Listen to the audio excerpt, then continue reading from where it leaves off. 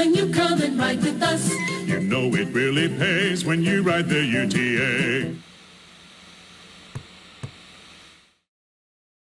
A brief history of transit in the Salt Lake Valley.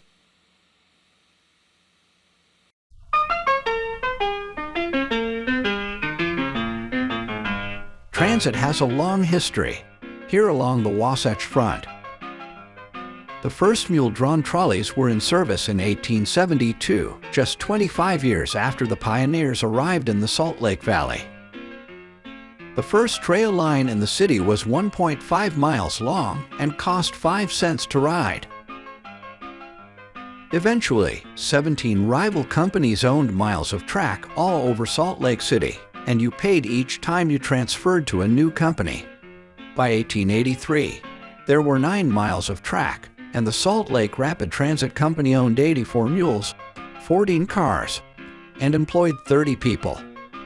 These companies, all privately owned, provided transit in Salt Lake City before the creation of UTA in March 1970. From 1889 to 1916, there was a rush of electrification, so we see Main Street almost exactly where our tracks line runs downtown now. When we go on our tour, you may see some of the building fronts from this picture have been saved over time. This photo shows the new, electrified trolleys en route to Salt Lake City. Notice how the tracks were often laid right on the ground.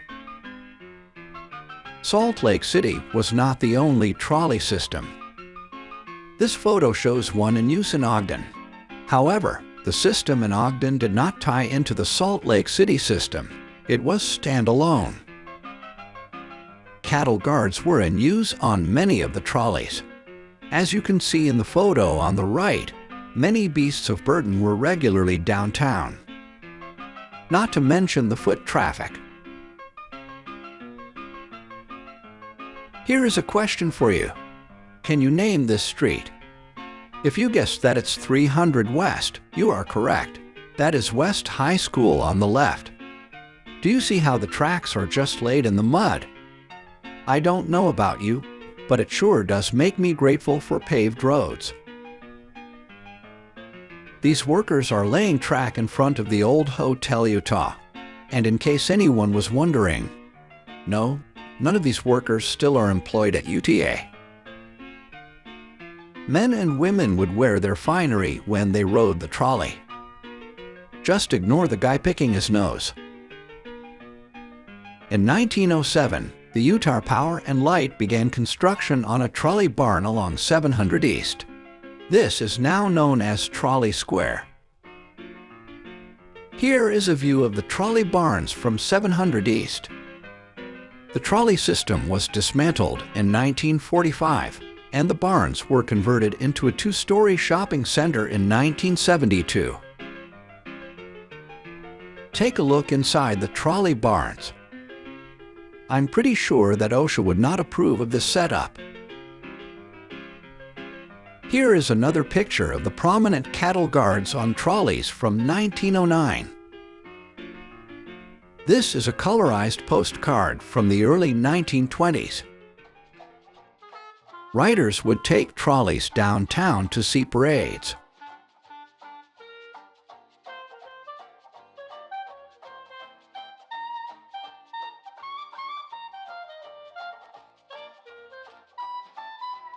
Here is a picture of a trolley stop at Fort Douglas near the University of Utah.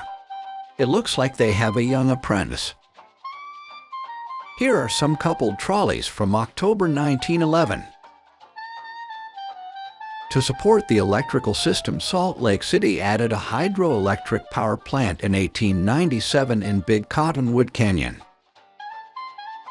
In 1916, due to all the electricity, we were able to light our main street, and was known as the brightest lighted street in the world, or the Great Lightway. Paris actually electrified its street lamps shortly after, so we only had that title for a small window. But still, Salt Lake was better than Paris for a short time. In 1923, the Utah Light and Railway Company leased a 12-passenger bus from White Manufacturing. The advantage was that it worked well for short routes that carried fewer people. Bus routes linked up with trolley lines. Any similarity with today's system? Our buses today link passengers with tracks, also known as light rail. In 1925, a trackless trolley prototype was developed. This is actually a picture taken from the side of a bus pulled alongside an electric trolley, giving the illusion of a trackless trolley.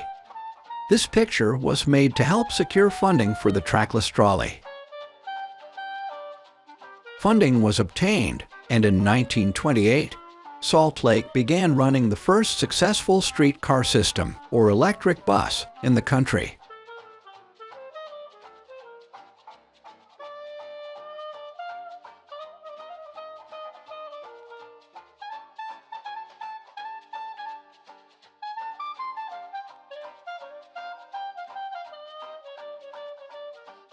Buses ran around the valley until World War II made it difficult for companies to make a profit, and lines dwindled.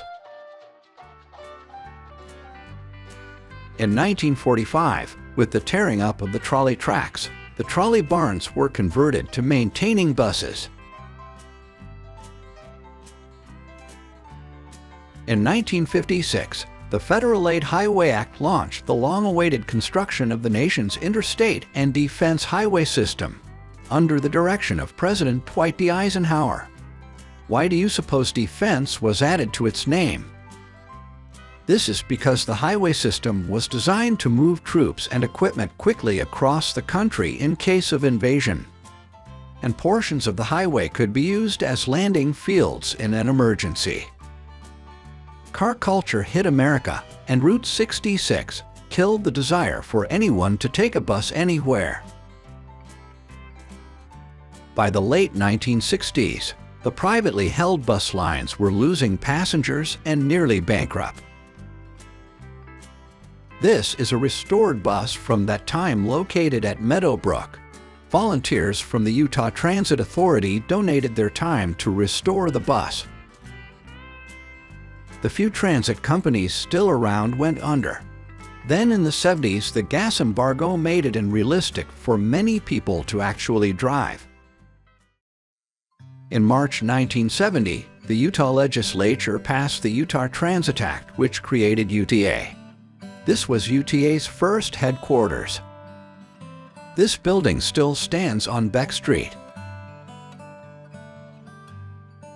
UTA was incorporated on March 3, 1970, and officially began operations in August of that year. This was UTA's first administration building that was located on the north end of Beck Street. This old four-bay Chevron station on the north end of Beck Street became the next home of UTA. This became the administration, operations, and maintenance buildings all in one.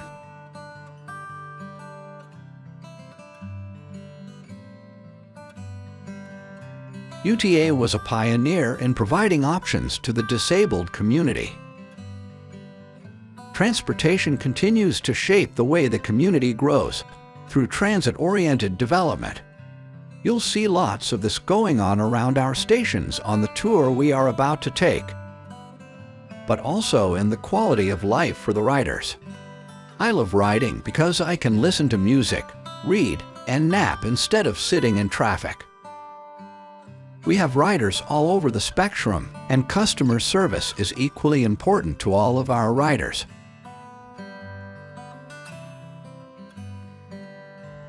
So just before the creation of UTA, this was the service area of the privately held Salt Lake City lines.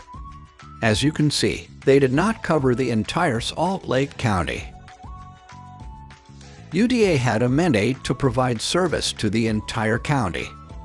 Voters get to decide if they want to be part of UTA. In 1973, voters in Davis and Weber counties voted to have a portion of their sales tax increased so that bus service could be provided to their citizens. Utah County chose to allow individual municipalities to decide if they wanted bus service from UTA. Orem was the first to add bus service in Utah County. Other cities in Utah County soon followed suit. Tooele and Grantsville voters approved UTA service in 1990, as did Alpine in 1993. Then other cities in southern Utah County. In 1997, southern Box Elder County joined UTA's service area. In 2008, service was expanded to west of Utah Lake. With the expansion of Front Runner South, all of Utah County was covered by UTA service. Today's service area. As you can see, you are now part of a great transit heritage in Utah. From the first mule-drawn trolleys of 1872 to the electrified buses and high-speed commuter rail of today, UTA has been at the forefront of innovation and service to our riders. We know you have many choices when it comes to deciding where to work. We're pleased you have chosen UTA. Here you will find the opportunity to grow in an organization that provides a valuable service to millions of Utah citizens each year.